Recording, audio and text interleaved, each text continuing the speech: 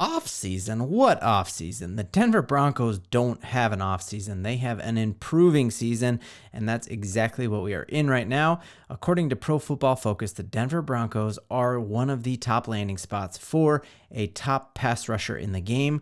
We heard earlier reports this season in November that the Denver Broncos were a top landing spot for another top sack leader. All of that and so much more we're going to break down in this video. If you're new to this channel and you like Denver Broncos content, it helps me out a lot if you would subscribe. I'm Ben. Now let's dive in. So according to Pro Football Focus, the Denver Broncos are one of the top landing spots for Josh Allen. And no, not Josh Allen, the quarterback that we should have drafted when he was on the board at number 5, and we took Bradley Chubb instead, despite the fact that Wyoming, where he played football, is just a few hours from Denver. We barely sent anyone to the combine to go watch him at the pro days. We'll move off that. I'm not bitter. But Josh Allen, the pass rusher, who is an absolute difference maker, Pro Football Focus said we're one of the top landing spots for him. We're going to break down why I think that would be a great fit, how we could make it work, and why I think it's a legitimate chance that we get him. So obviously, the biggest competitor to get Josh Allen is that he wants to stay where he's at. Now, we see just dysfunction in Jacksonville that they won most of their games in London this year. If you take those 2 wins off the board, they're not even in playoff contention. They were the leaders of their division and dropped off a cliff, and they don't have like that rich history that we have in Denver. So you could see why he would prefer to be here instead. But interestingly enough, the Jacksonville Jaguars are also in line and one of the front runners for Danielle Hunter. So basically, Danielle Hunter and Josh Allen, one of them is going to go to Jacksonville. So if the Jaguars get Danielle Hunter, they will not make a move for Joshua Allen. And if they get Josh Allen, then Danielle Hunter probably falls to us. So the chances that either Danielle Hunter or Joshua Allen are on our team next year, I think are pretty good. So looking here, Pro Football Focus do a great job of ranking players, ranking positions. But what they also do is kind of make predictions based on what they know about teams, where different people can go. So essentially what the big rumor is that Josh Allen will command about $108 million contract over 5 years, which is $21.7 million per year. The issue with that is, of course, the Denver Broncos are already over the salary cap. We hit that in our last video that it is going to take George Payton and our capologist doing some voodoo magic to get us under the cap. And so then you might wonder, well, we can't make big splashy moves in free agency. Last year, we were basically outside of Mike McGlinchey's door right at midnight, like, hey, sign this piece of paper. And we went after all those high-priced free agents right as the league year opened and free agency opened. And we said we won't do that this year. But if it is a no-brainer like Danielle Hunter or like Josh Allen, what we can do with this giant $108 million contract is that we have a cash-rich owner who can give the bulk of that $108 million in a signing bonus, which then means that it then gets equally spread out as a cap hit over the life of the contract. So that's kind of the voodoo magic that is possible when you have the richest owner in sports, which is really exciting. That yes, it is very possible that we could indeed sign him and get him here. So several articles out there about what the cap hit would be. It is possible. So for everyone who says it's not, it certainly is. And you can read PFF for it and how it is possible.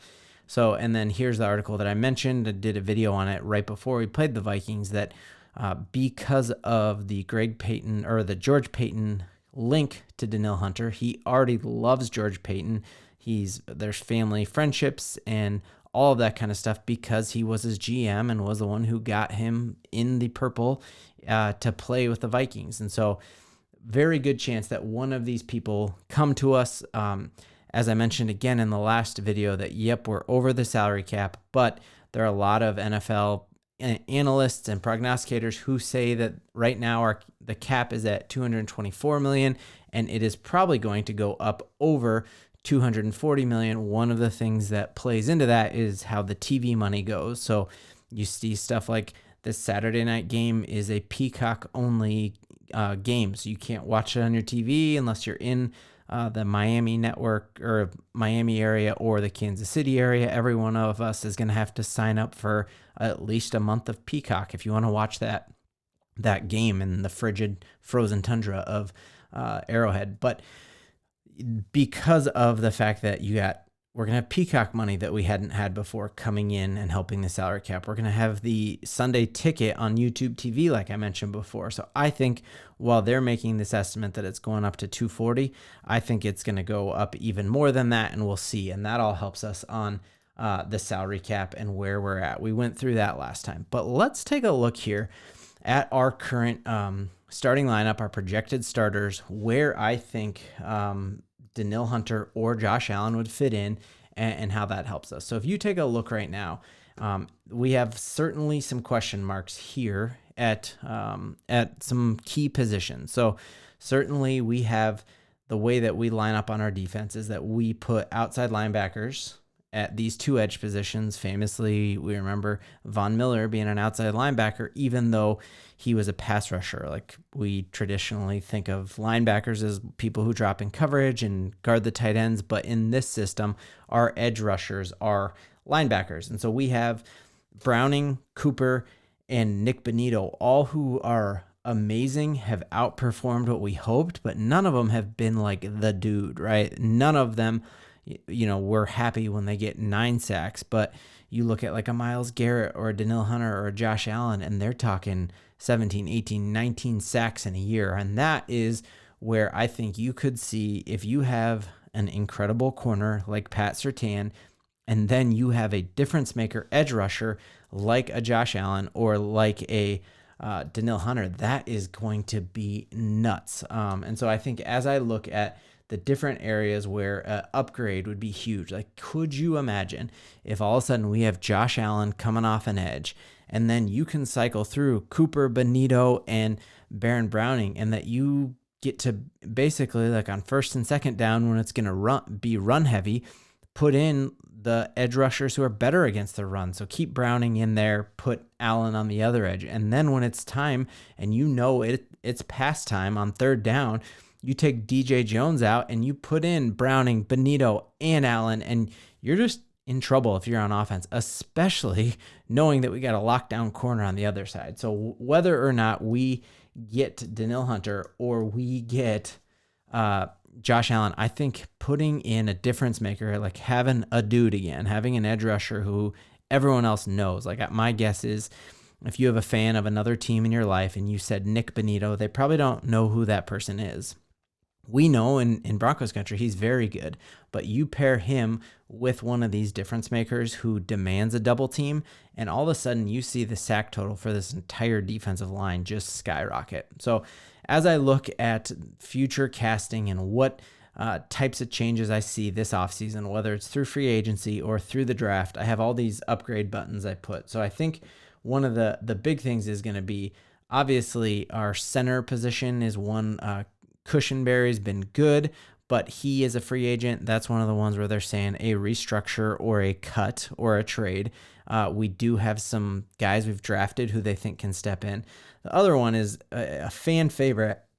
I'll be sad to see him go, but we have Drew Sanders, who everyone has just said is faster than lightning, and you saw him step up in some pretty key moments. He is young, but you see his ability there, and I think he and Alex Singleton could be just difference makers. Singleton set the record for most 10-tackle games, one of the franchise leaders in tackles, and he's just a beast.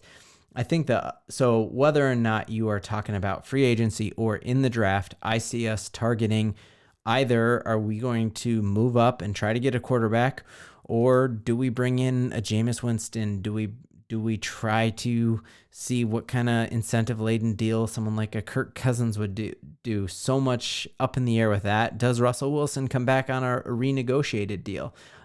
Or do we make a move in the draft to get a Penix, the Jaden Daniels from LSU? So much there is still up in the air. The other thing that I think is a real necessary upgrade is the second corner position that currently it's Fabian Moreau in there, who first couple games of the season, you were just like, that dude's balling out of control. And then you just saw him kind of get beat on some double moves and really get beat deep and be kind of a liability there. And so the question becomes, is there a free agent corner that we could get? Or, if quarterbacks go, if we have 5 quarterbacks picked off the board before we get to our pick at 12, and then you have that Marvin Harrison off the board, you're now basically 7 picks off the board, but someone's going to pick a tackle. There's going to be another edge rusher. So you're really at a place there where you could have one of the best corners in the draft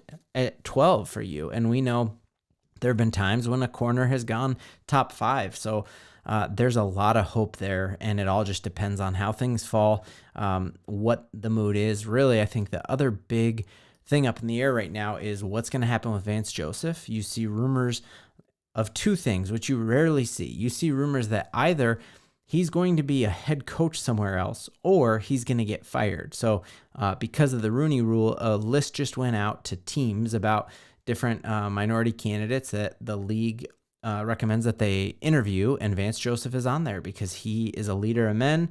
You saw the change that he ushered in, and we had a horrible showing with Miami, but despite that, our defense, I felt like, had us in so many games, and especially in that 5-game winning stretch, that I think he could be a head coach. But then at the same time, you heard rumors when we were on 1-5 that Sean Payton wanted Rex Ryan or wanted another defensive coordinator, one of his friends from the Saints. And so could Vance Joseph be fired? So how crazy that you see, could he go to another team as the head coach or just get fired and be jobless? I don't know a lot of times that I've followed football where you have both outcomes and neither of them would be that surprising. That you would hope that the loyalty that Sean Payton showed to him and didn't fire him when Pat McAfee came out when we were 1-5 and said that he was going to get fired mid-season, you would hope that that loyalty would keep him here. But all of that, so much to cover in the weeks to come. And no matter what happens, I hope you stay buckled up, Broncos country.